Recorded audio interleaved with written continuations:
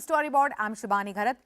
50% of Indians say their home is their favorite place to be, and 63% of Indians shared that they feel positive about their current life at home. These are just two key findings from Swedish home furnishing major IKEA's 10th Life at Home report, which is full of insights around how Indians live at home. Because as priorities evolve, homes have also gone through a series of transformation over the years, and brands like IKEA need to stay on top of those changes. In an exclusive conversation with Storyboard18, IKEA India CEO Susanne Pulverer shared how the insights help IKEA create better experiences for consumers, and she also shared the highlight of IKEA's India journey. Listen in. Hello and welcome to Storyboard18, Susanne. It's lovely to have you on the show. Thank you. Very happy to be here. So, Susanne, let me just kick off with asking you how the past year has fared for IKEA, but also share your thoughts on IKEA's India journey so far. Give me the highlights. I think I will start with on a very high level that we have seen so many synergies between IKEA and India and the Indian homes. And I think that's the biggest positive thing, that we have so many things connecting. When we talk to Indians, when we visit Indians' home, and when we do research on how people live and what they think, we see so many similarities, and that the Indians are very home proud and see the home as the most important place to be is, of course, the biggest benefit for us. And we feel very welcome. The 5 years we have been operating in India, loved by many. And of course, we are still not accessible to the many, also not affordable to the many. But this is a journey where we are on, and where we will continue to build our accessibility to the many Indians and to be affordable to the many Indians. So I'm really glad you mentioned accessibility and affordability, because in Davos recently at the World Economic Forum, Inca Group Deputy CEO and CFO said that IKEA is going to cut prices and up to 20% price reduction in more than 250 articles. It will be implemented, of course, in the coming weeks. And I'm just going to quickly quote him. He said that we have a long-term vision to create a better life for people. So we have a long-term approach at everything we do, and the time is ready with high inflation and high interest rates. So can you shed a little bit more light on the pricing strategy, especially in the Indian context? And will we see more such measures going forward? Yes, and of course, we have seen a positive development when it comes to getting better prices on the products after the COVID time and the post-COVID, where it has been a lot of inflation and increased cost on raw material, transports and everything. So that's what we immediately will give back to the customers and the consumers worldwide. And that is what our CEOs, the deputy CEO, are referring to in Davos. And of course, that goes for India as well. So we are currently working with how we can further invest in lowering the prices on a number of products that we know are loved by our customers. So that is to come, and you will see more of it in the coming months. Dig a little deeper into the India market and consumer insights that are actually driving your marketing strategies in India. Always building on our curiosity of what's happening at home. And doing home visits is essential for IKEA since many years. And I think we have done more than 1,000 in India only to understand in depth what's happening in the home. It's not just to look at how the home is furnished, what kind of furniture and things that you have, but to really understand what's happening. What are the rituals in the home, and what are the needs of the people living in their homes, and what are the dreams, and what can we do to offer something that is meaningful to this. So we do a lot of home visits, and that's something that is ongoing every year. And then on top of that, we do the research, so a life at home study, and it's the 10th year we do it within Inca. And we have talked to 250,000 of people in 40 countries to understand more what is important and what can we do to serve the many people. So it's the 5th time we do it in India.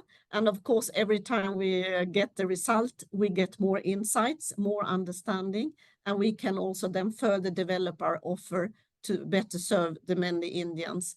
So this year, for example, we talked a lot about well-being, on sleep, how people are planning their lives in the coming years, if they are going to move, and what is essential in the home. And that gives us insights to further build on. Last year's report was around the storage and how you organize your home. And we learned that 9 out of 10 Indians actually think that they are not happy with how it's looking. And here we have many solutions that we can offer. And that has been a focus for this year in our offer to the customers and the consumers. I'll draw on what you said and ask you exactly who is IKEA's typical Indian consumer? We are for the many people. So we don't want to be too narrow in how we look at our customers, but very inviting and inclusive in who can be our customer. And of course, India is a very diverse country with people from many different backgrounds and possibilities and household incomes and living situations, etc. So we try to see how can we be relevant for the many. And we, for example, have a low price and really, really affordable products that we protect. So we have around 1,000 products below 200 rupees that we think can be the entry point for the many.